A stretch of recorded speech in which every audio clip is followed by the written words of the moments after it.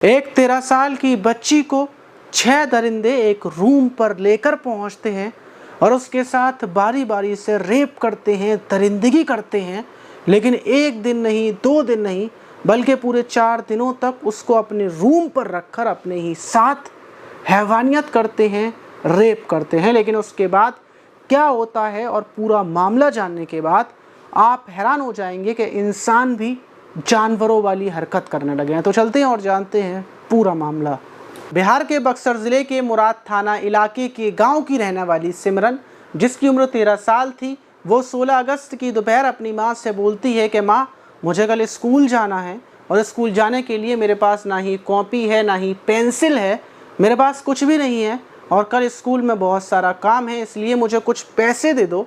मैं पास की ही शॉप पर जाकर वहाँ से कॉपी ले आती हूँ। माँ उसको पैसे देती है और थोड़े से पैसे अलग से देती है कि जब तुम वापस आओ तो कुछ खाने के लिए लेते आना या फिर तुम कुछ खाकर वापस आ जाना।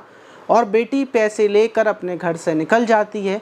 लेकिन पूरा 1 घंटा गुजर जाता है, 1.5 घंटा गुजर जाता है, बेटी वापस नहीं आती। माँ को परेशानी होने लगती है। माँ को लगता है कि बेटी कहाँ रह गई, शायद कुछ खाने पीने में लग गई हो, इस वजह से देर हो रही है। लेकिन जब 2-3 घंटे गुजर जाते हैं तो माँ को घबराहट होती है और माँ घर से निकलती है, उस शॉप की तरफ जाती है जहाँ से बेटी किताब कॉपी लाया करती थी। लेकिन शॉप तक पहुँच जाती है, ना ही बेटी रास्ते में मिलती है और ना ही शॉप के पास मिलती है। शॉप दुकान वाले से माँ पूछती है कि मेरी बेटी यहाँ पर कुछ कॉपी लेने के लिए आई थी।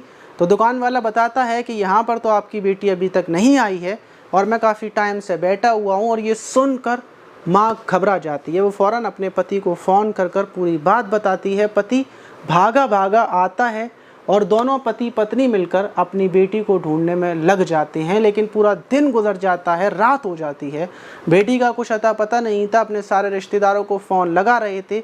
उनको लग रहा था कि शायद बेटी अपनी किसी दोस्त के यहाँ पर चली गई हो या फिर वो गुस्से में हो, जो बात उसने हमें नहीं बताई हो। और इसी अंदेशे में, इसी शक में वो लोग ढूंढते रहते हैं। उनको यकीन था कि बेटी मिल जाएगी और ढूंढते हुए पूरे 3 दिन गुजर जाते हैं। और आखिर में माता पिता थक हार कर वहीं थाना मुराद में पहुंचते हैं 19 अगस्त को और पुलिस को पूरी बात बताते हैं। पुलिस फ़ौरन छानबीन में लग जाती है। इधर माता पिता छानबीन कर रहे थे। बहुत सारे लोग सिमरन को ढूंढने में लगे हुए थे, लेकिन बच्ची का कोई अता पता नहीं था। वहीं 20 अगस्त की दोपहर माँ घर पर बैठी हुई रो रही थी कि अचानक से उसकी नज़र गेट की तरफ पड़ती है। सामने से उसकी बच्ची आ रही थी, जिसकी हालत बहुत ज़्यादा ख़राब लग रही थी। और माँ जाते ही अपनी बेटी को गले लगा लेती है, वो रोने लगती है। पिता भी बेटी से पूछता है कि तुम कहाँ थी, तुम कहाँ चली गई थी बेटा। और बेटी रोते हुए बताती है कि वो यहाँ से पेन कॉपी लेने के लिए निकली थी कि रास्ते में ही बीच में उसको 2 लोग मिलते हैं जो एक कार के पास खड़े हुए थे। वो उससे बोलते हैं कि बेटा इधर आओ, कुछ रास्ता पूछना है, ज़रा वो बता दो। और जब मैं उस कार के पास जाती हूँ तो वो लोग मेरा मुंह दबाकर कार के अंदर डाल देते हैं। कार के अंदर 2 लोग और मौजूद थे। मेरे मुंह पर एक कपड़ा रख दिया जाता है, जिसके बाद मैं बेहोश हो जाती हूँ और मुझे कार में लेकर वो एक रूम पर लेकर पहुँचते हैं जहाँ पर पहले से ही 2 लोग मौजूद थे। मुझसे बोल दिया था कि अगर मैं चीखूँगी, चिल्लाऊँगी तो चाकू से काट कर मेरी हत्या कर देंगे, इसलिए मैं ज़्यादा चीखती नहीं हूँ।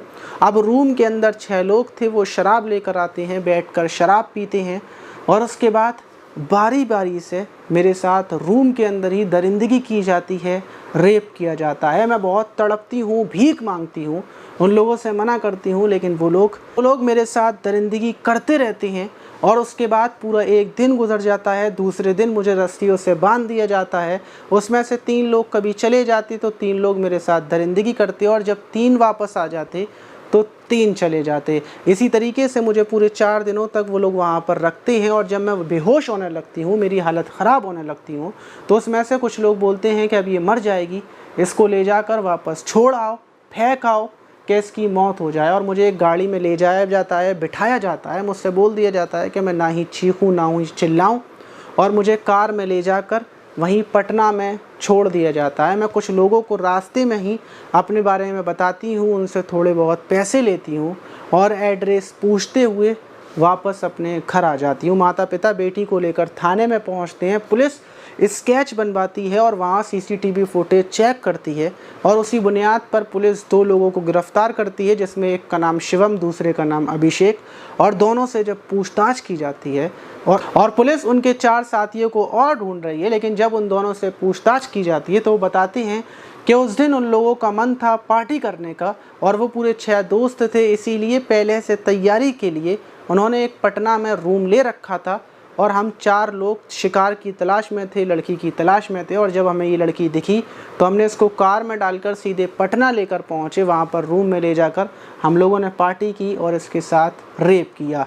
पुलिस और छानबीन कर रही है, पुलिस जगह जगह जाकर पूछताछ कर रही है और जिस रूम पर ये कांड हुआ था उस रूम पर भी जाकर मकान मालिक से और एक एक इंसान से अच्छे से पूछताछ की जा रही है। सबको गिरफ्तार करने के बाद पुलिस एक्शन लेगी, जेल भेजा जाएगा। लेकिन बच्ची की बहुत बुरी हालत है, माता पिता का कलेजा बैठ चुका है, उनके आंसू बंद नहीं है क्योंकि उनकी बेटी के साथ ऐसी दरिंदगी को किया गया।